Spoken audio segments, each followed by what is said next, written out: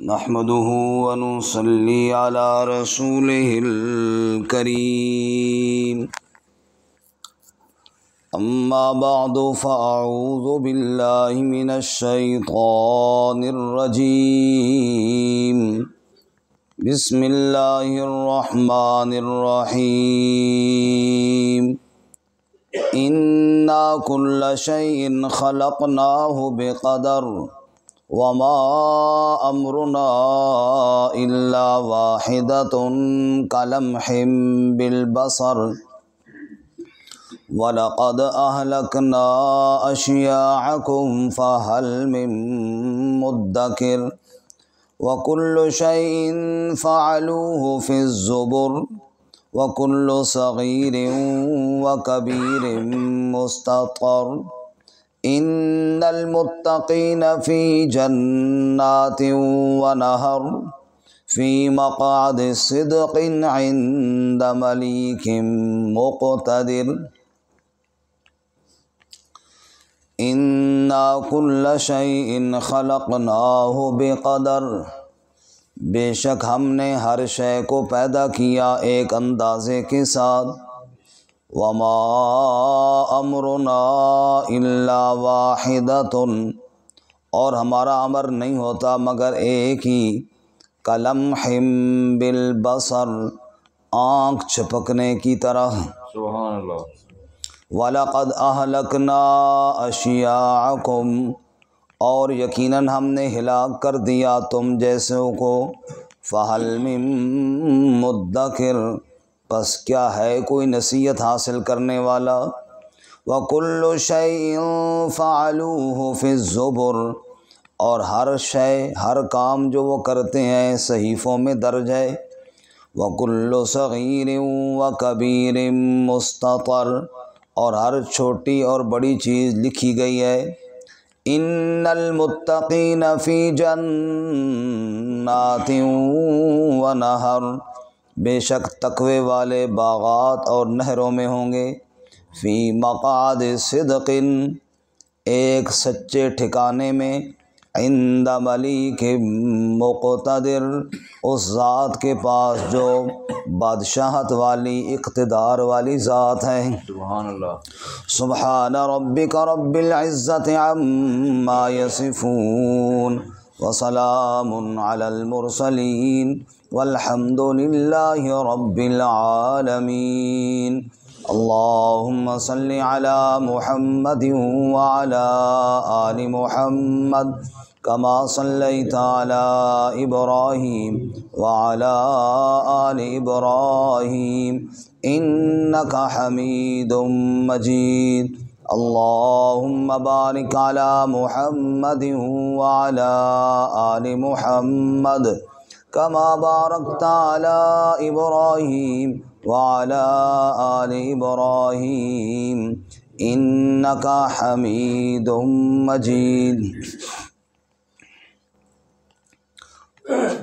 معزز سامعین سورۃ القمر آیت نمبر 49 سے لے کر 55 تک تلاوت کی ہیں اللہ رب العزت ان آیات کے مطابق صحیح بیان کی توفیق عطا فرمائے اور ہمیں قرآن و سنت پر عمل کرنے کی توفیق عطا فرمائے اس سے قبل گزشتہ سبق میں ہم نے پڑھا کہ 5 قوموں کی بربادی کا تذکرہ کرنے کے بعد اللہ تعالیٰ نے موجودہ کفار کو عذاب سے ڈراتے ہوئے فرمایا کہ دنیا میں بھی ذلت ہے اور قیامت اس سے زیادہ سخت جو عنقریب آنے والی ہے اب ان لوگوں کا یہ بار بار مطالبہ ہوتا تھا کہ قیامت کب آئے گی کیوں نہیں رہی تو اس کا جواب دیا انا کل شیء خلقناہ بقدر ہم نے ہر چیز کو ایک اندازے سے پیدا کیا ہے یہ نہیں کہ جب تم کہو اسی دن ہو جائے میں کہوں قیامت کب آئے گی تو آج ہی آ جائے نہیں قیامت اپنے وقت پر آئے گی کوئی کہے موت آج آ جائے نہیں موت بھی اپنے وقت پر آئے گی جس کی موت کا جو وقت لکھا ہے اس دن آ جائے گی قیامت کا جو وقت اللہ نے طے کیا ہے وہ اس پر آ جائے گی ہر چیز کو اللہ نے ایک ترتیب اور مقدار اور اندازے سے بنایا ہے وہ اسی طرح ہوگی اور یہ صرف اوقات کی بات نہیں، باقی انا کل شیء، ہر شے، مثال کے طور پر انسان کا رزق کتنا ہے، جتنا اللہ تعالیٰ نے مقرر فرمایا ہے اتنا ہی آئے گا۔ وہ ایک ڈاکٹر صاحب نے بڑی مزیدار بات کی ہے، مریض کو سمجھا رہے تھے، اس کو شوگر تھی اور پرہیز بتا رہے تھے، اور پھر اس کو وہ کہہ رہا تھا جی کوئی مجھ سے پرہیز نہیں ہوتا جی، یہ بس ڈاکٹر صاحب کوئی ایسے ترتیب بتائے نا تاکہ میں یہ میٹھا کھاتا ہی رہوں۔ تو ڈاکٹر صاحب نے کہا بھائی دیکھو، اللہ تعالیٰ نے جو مقدار آپ کی قسمت میں لکھی تھی وہ آپ کھا چکے ہیں، اب میں کون ہوتا ہوں کہ اس سے اضافہ کر کے تمہیں کہوں کہ تم یہ بھی کھا لو اور یہ بھی کھا لو۔ تو ایک مقدار اللہ نے ہر ایک کے رزق کی رکھی ہے، اس سے زیادہ کوئی نہیں کر سکتا، اس سے زیادہ نہ کوئی بنا سکتا ہے نہ کوئی کھلا سکتا ہے، بس وہ اسی مقدار میں ہے۔ ایک عمر کی مقدار اللہ نے رکھی ہے کہ فلاں شخص نے اتنے سال، اتنے دن، اتنے گھنٹے اور اتنے منٹ اور سیکنڈ گزارنے ہیں، بس جو اللہ نے مقدار مقرر کی ہے اس سے ایک لمحہ بھی زیادہ یا کم ہو سکتا نہیں۔ ایک انسان کا قد کتنا ہے اللہ تعالیٰ نے مقرر کر دیا ہے، وہ جتنا مرضی سینہ تان لے اتنا ہی رہے گا، اس سے اوپر نہیں جا سکتا۔ لا تمشِ فی الارض مرحا انک لن تخرق الارض ولن تبلغ الجبال طولا۔ اللہ 15ویں سپارے میں کہتے ہیں نا، اکڑ اکڑ کر نہ چلا کر، تیرے اکڑنے سے نہ زمین پھٹ سکتی ہے نہ تو پہاڑوں کی بلندی کو پہنچ سکتا ہے، تو جتنا ہے اتنا ہی رہے گا۔ اللہ نے ایک مقدار اور ایک اندازے سے پیدا کیا۔ جو اڑنے والے ہیں وہ اڑ سکتے ہیں، جو نہیں اڑنے والے وہ نہیں اڑ سکتے۔ وہ کہیں جناب ہم بھی اڑنا شروع کریں تو یہ نہیں ہو سکتا۔ بہرحال علی ھذا القیاس، قصہ مختصر، انا کل شیء خلقناہ بقدر، ہر شے کو اللہ نے ایک ترتیب سے بنایا ہے، اور جو اللہ کا اٹل فیصلہ ہو گیا ہے اسی طرح ہی رہے گا، اس میں رد و بدل کوئی کر سکتا نہیں۔ اب صبح ہو رہی ہے، کوئی کہے چلو آج رات ہو جائے، تھوڑی رات لمبی ہو جائے، تھوڑا دن لمبا ہو جائے، تھوڑا یوں ہو جائے اور تھوڑا یاں ہو جائے، کچھ بھی نہیں ہوگا، بس جو رب نے مقرر کر دیا اسی طرح رہے۔ سبحان اللہ۔ اسی کو تقدیر کا مسئلہ بھی کہتے ہیں، تقدیر۔ رسول اللہ صلی اللہ علیہ وسلم سے پوچھا کون سی باتوں پر ایمان لانا ضروری ہے؟ اللہ کے نبی نے بتایا اللہ کی وحدانیت پر، رسول اللہ صلی اللہ علیہ وسلم اور دیگر انبیاء پر، اللہ کی کتابوں پر، قرآن مجید اور پہلی کتابوں پر، فرشتوں پر، آخرت کے دن پر، والقدر خیرہ و شرہ من اللہ تعالی، اور اچھی اور بری تقدیر سب کس کی طرف سے ہے؟ اچھی اور بری تقدیر کا مطلب یہ ہے کہ میری قسمت میں کہیں فائدہ آ گیا تو یہ بھی اللہ کی طرف سے، اور کہیں گھاٹا اور نقصان آ گیا تو یہ بھی اللہ کی طرف سے ہے۔ اس پر ہمارا ایمان ہونا چاہیے کہ سب کچھ اللہ کی طرف سے ہے۔ مجوس کا ایک قبیلہ ہے، وہ یوں، مجوسی کا ایک گروہ ہے، وہ یوں کہتے ہیں کہ نعوذ باللہ دو خالق ہے، ایک خیر کا خالق ہے اور ایک شر کا خالق ہے، جبکہ ہمارا عقیدہ یہ ہے کہ خیر اور شر سب اللہ کی طرف سے، والقدر خیرہ و شرہ من اللہ تعالی، سب اللہ کی طرف سے۔ دیکھو ان کے فلسفے کا مطلب پھر یہ بنتا ہے کہ بھئی انبیاء تو سارے اللہ نے بنائے اور شیطان اللہ نے نہیں بنایا۔ ہمارا عقیدہ یہ ہے کہ شیطان کا خالق کون ہے؟ اللہ ہے، سب کو اللہ ہی نے بنایا ہے، صرف اللہ تعالیٰ نے بنا کر دو راستے مقرر کر دیے، اس راہ پر چلو گے تو میں راضی ہوں گا اور اس راہ پر چلو گے تو میں ناراض ہوں گا۔ باقی خالق سب کا کون ہے جی؟ انا کل شیء خلقنا، ہر شے کو اللہ نے پیدا کیا بے قدر، ایک مقدار اور ایک اندازے سے پیدا کیا۔ ابن عمر رضی اللہ تعالیٰ عنہما روایت کرتے ہیں کہ رسول اللہ صلی اللہ علیہ وسلم نے ارشاد فرمایا، اس کائنات کے پیدا کرنے سے 50,000 سال پہلے اللہ نے تقدیر لکھ دی ہے۔ اب یہاں پر ایک بڑا مشہور سوال جو ہر خاص و عام کے ذہن میں ہوتا ہے، حالانکہ سوال بنتا نہیں لیکن فوراً آ جاتا ہے کہ میری تقدیر میں جب لکھا ہے کہ میں نے بے ایمان ہونا ہے اور کافر ہونا ہے اور فاسق ہونا ہے اور فلاں، تو پھر مجھے سزا کیوں دی جاتی ہے؟ یہ ایک سوال پیدا ہوتا ہے، اکثر لوگ کرتے بھی ہیں کہ میری تقدیر میں جب یہ لکھ دیا گیا ہے کہ میں نے یہ کرنا ہے تو مجھے سزا کس بات کی ہے؟ اس میں میرا کیا قصور ہے؟ تو بھائی دو باتیں بڑی صاف ہیں اور سمجھنے کی ہیں. ایک ہوتا ہے اللہ تعالیٰ کا علم اور ایک ہے انسان کو دیا گیا اختیار. مثال کے طور پہ باہر بادل تھے، میں نے دیکھا، میں نے کہا جی آج بارش ہونے والی ہے. میں نے برسائی نہیں ہے یا میں نے صرف اندازہ لگایا ہے؟ اندازہ لگایا. بارش تو برسانے کا نظام اور ہے. میں نے ایک اپنے اندازے کے مطابق، قدر کا بنا ہوتا ہے اندازہ ذہن میں رکھنا، میں نے اپنے ایک اندازے کے مطابق کہا ہے جو میرے علم میں اور سمجھ میں آیا کہ آج بارش ہونے والی ہے. جو محکمہ موسمیات والے ہیں ان کا علم اور اندازہ میرے اندازے سے بڑا ہے، ان کے پاس آلات زیادہ ہیں، ان کے پاس علم ہے. وہ بتا دیں گے اتنے بجے سے لے کر اتنے بجے تک بارش آنے والی ہے، لیکن 100% تو نہیں بتائیں گے، لیکن وہ اپنے علم کے مطابق اندازہ ان کا میرے اندازے سے کیا ہوگا؟ بڑا ہوگا. اچھا، اسی طرح میرا اندازہ کبھی صحیح بھی ہوتا ہے کبھی غلط بھی ہوتا ہے. میں نے بادل دیکھے، موسم دیکھا، کہا آج بارش آنے والی ہے، ایک قطرہ بھی نہ آیا، لیکن میں نے اپنا اندازہ لگایا، غلط بھی ہو گیا. ایسے ہی محکمہ موسمیات والوں کے اندازے کئی دفعہ غلط ہو جاتے ہیں. وہ بتاتے ہیں کہ فلاں تاریخ سے فلاں تاریخ تک بارش آئیں گی، نہیں آتی، ہواؤں کا رخ بدل گیا جی، بارش ختم ہو گئی. انہوں نے اپنے ایک اندازے سے کہہ دیا تھا، وہ اندازہ ٹھیک بھی ہو سکتا ہے، وہ غلط بھی ہو سکتا ہے. یہ ہمارے اندازے ہیں بعد کے معاملات میں جو ٹھیک بھی ہو سکتے ہیں اور غلط بھی ہو سکتے ہیں، لیکن اللہ کا جو اندازہ اور اللہ کا جو علم ہے اس میں غلطی کا کوئی امکان نہیں. اب بات سمجھ میں آئیے. اب میں نے پیدا تو بعد میں ہونا تھا، میں نے عمل تو بعد میں کرنا تھا، لیکن اللہ کے علم میں تو پہلے سے تھا نا کہ میں نے کیا کرنا ہے. بس وہ جو اللہ کا علم ہے نا اسی کو تقدیر کہتے ہیں. اللہ نے مجھے مجبور نہیں کیا کہ تو نے یہی کرنا ہے اور یہی نہیں کرنا.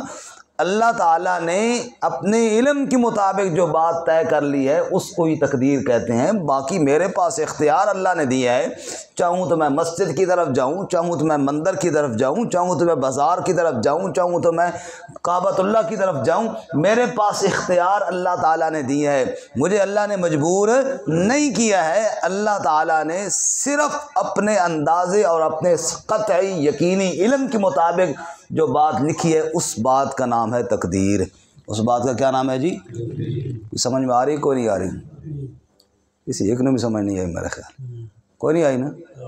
بولتے نہیں ہیں. پھر میں اتنا زور لا کے بڑی مثالیں دے کے گال کی تھی تو سب ہوں ہاں ہی نہیں کی تھی بھائی. ٹھیک ہے، لگا رہو کہ ہاں سمجھ آ رہی؟ کوئی نہیں آ رہی؟ تھوڑا بہت ہوں ہاں تو بندہ کرے نا، تاکہ سر ہی علاج چھوڑے. چلو کم از کم آج کل سردیوں کے سیر بنا لانا رہے تو ویسے ہی جڑانا ٹھیک ٹھاک.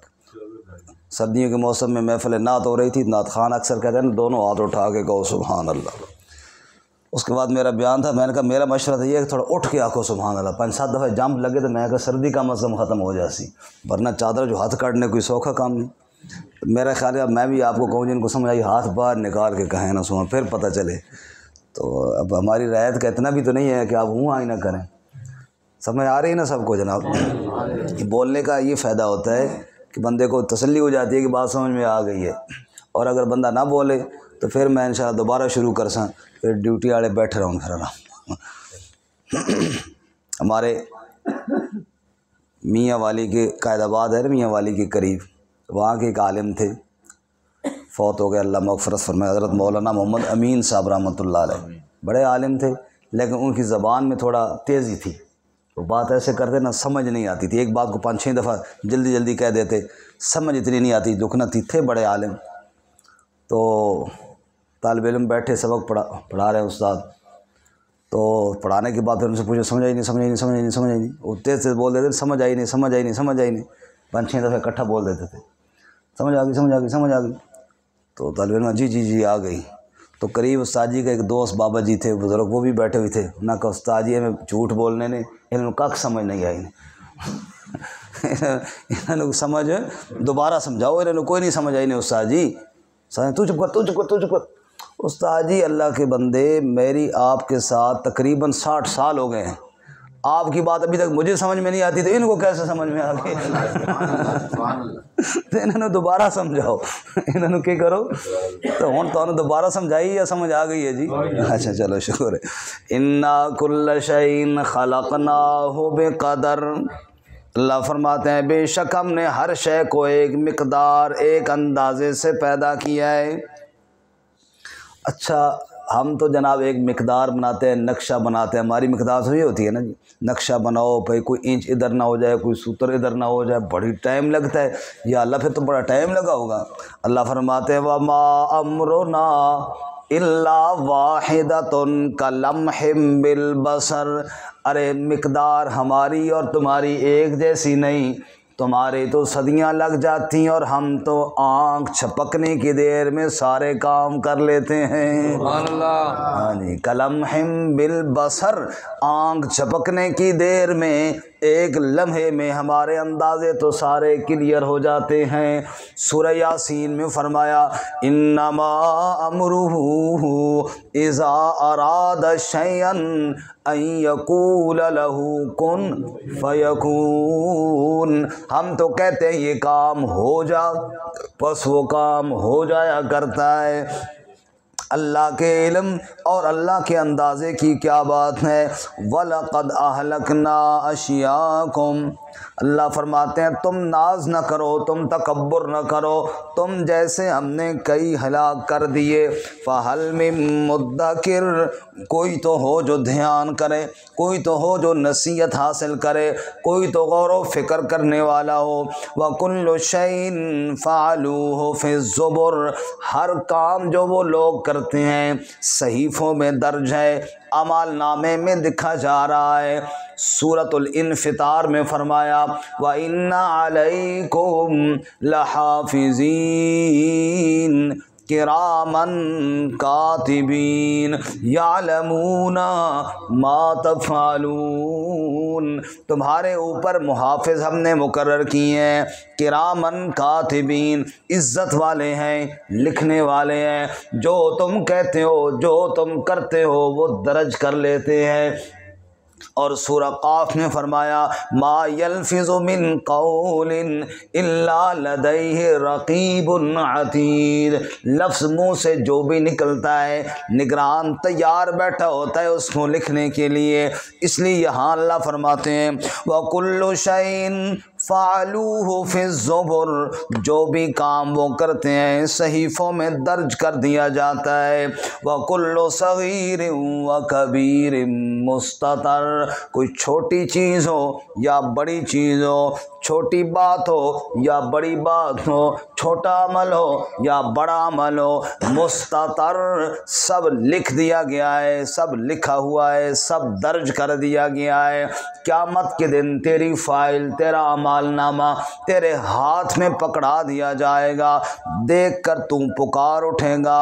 15واں سپارہ ما لہذا الکتاب لا یغادر صغیرۃ ولا کبیرۃ الا احصاها، یہ کیسی کتاب مجھے دی گئی ہے، صغیرہ گناہ بھی اس میں ہے، کبیرہ بھی اس میں ہے، ہر ایک اس کے اندر درج ہے۔ وَوَجَدُوا مَا عَمِلُوا حَاضِرًا، جو کچھ دنیا میں کیا سب حاضر ملے گا وہاں پر۔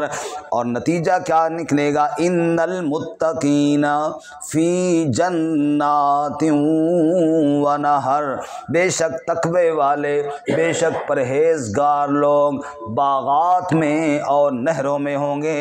اللہ ہم سب کو نصیب فرمائے۔ آمین۔ نجمی صاحب سو تو نہیں گئے ہو؟